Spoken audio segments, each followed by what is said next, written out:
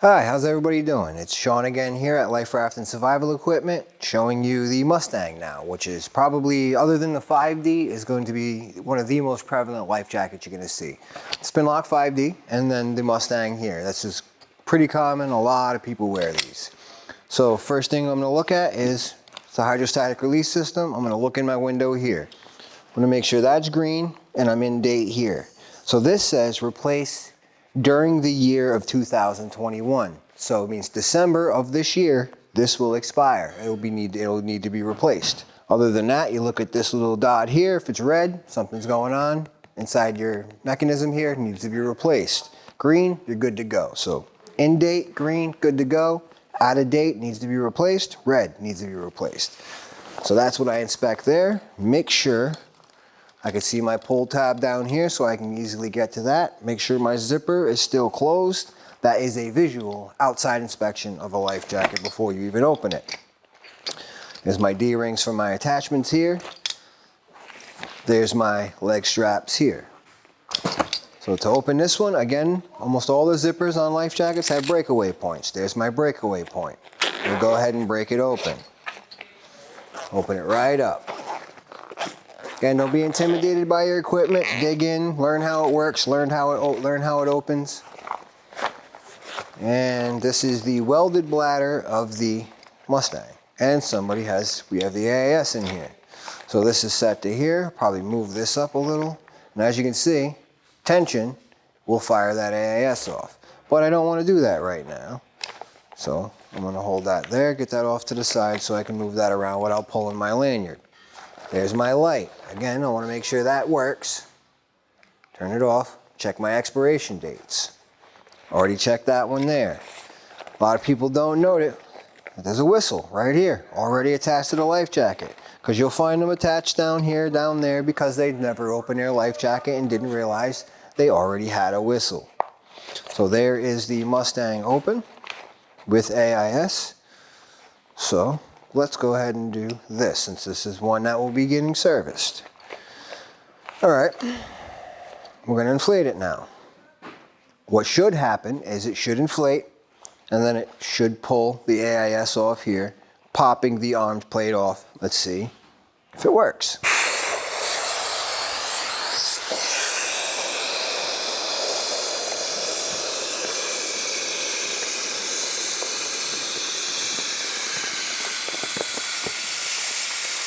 Oh, there we go. There. See? The length needed to be shortened. But at this point, if you find yourself in the water and you're like that, you can go ahead and pop your lanyard. Now my AIS is going off. It's sending a message to the boat that I'm in the water. And we'll have to shorten that line.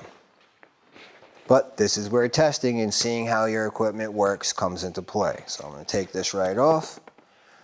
I'm going to hold my button down here. You've probably seen this a bunch. And we're going to put that off to the side. Okay, so the life jacket went off. We fell in the water. It did what it was supposed to do. The AIS needed a little bit more pull to it, but we looked at that before, so we knew to go ahead and pull that lanyard. And now we're going to go ahead and work the air out of this one, because now the life jacket is dry. It's ready to get repacked again. Nope, we're not going to cheat. There's my nub there, and then your poppet valves. So listen, that's your poppet valve. That's how you let air out. Right there, you push on that. Or with the nub down here. So if you find yourself next to the boat and you want to get the air out, you can go ahead and push that, or you can put that down right here. But that's your poppet valve. So it should always only let air out when pressed in. Other than that, it's got to hold the air. So that's why you try to keep the cap on as much as possible. All right, so let's start working the air out of this one now. Welded bladder will be a little bit more forgiving, a little bit easier to get the air out. All right.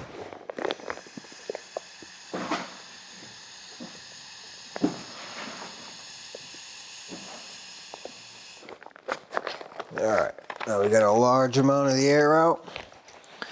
So if you'd went in the water, now this mech would be no good and you would need to have to replace this. So at this point, that's what I'm going to do. I got most of the air out. Now I need to replace my hydrostatic release system. I'm just gonna unclip it now so I can get in there. But you wanna make sure, pop that inside there. Now you're gonna go ahead and reach right in. And reach right into that life jacket. Right where that hydrostatic release is. You're gonna grab it. At this point, you're just gonna flip under. Turning it inside out. And it'll reveal your whole pictogram on how to do this and how to line it up. All right. So there's my pictogram. There's my hydro. There's how it should sit. So I'm going to take my rearm kit now. Should come with your hydrostatic head, your cylinder, and your key. Your key is going to be to take off the old one. Okay, I'm going to put this to the side.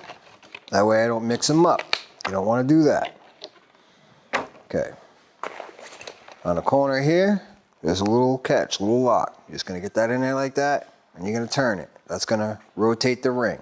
At that point, finish rotating it until it fully unlocks. There you go. That's off. So I would just toss that away so it doesn't get mixed up.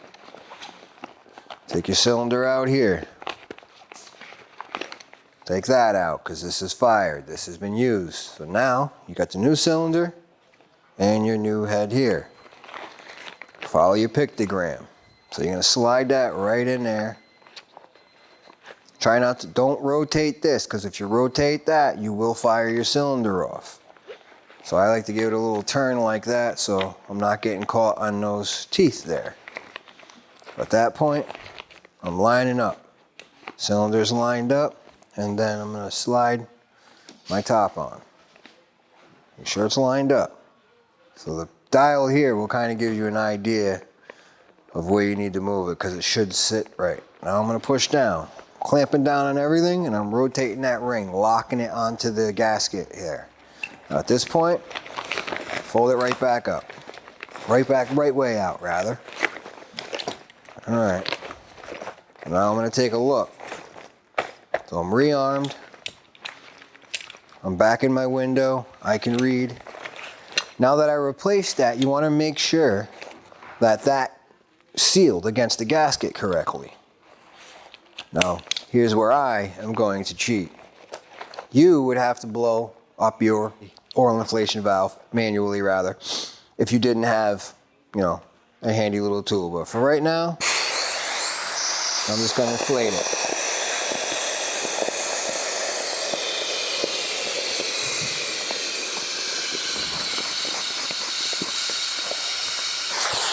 And the reason you do this after you rearm it is you want to make sure your hydro is still sealed against the gasket and you're not going to lose air.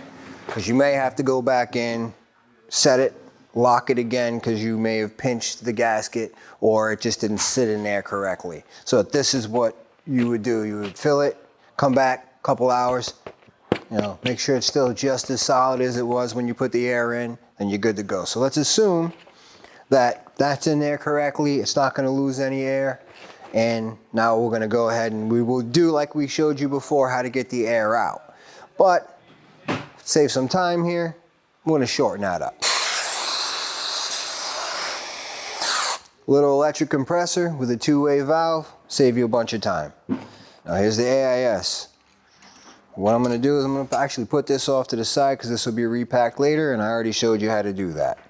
So I'll go ahead and I'll reset this, get this backed up further. That way there's more pull room, and it will work next time when I fix it. Okay, so there's my light. My light was in date. I'm rearmed here. And again, remember that little pull tab. The little pull tab's floating around inside here. So you want to go ahead and get that back into position to be pulled again. Like that. All right. Now these are very easy to close, but there's one little tricky thing, and I get calls for it all the time. So at this point, I'm going to make sure you put your cap back on. Always put your cap back on. So right here, I'm going to fold like that. You're going to see this pattern. I'm going to fold over the top here.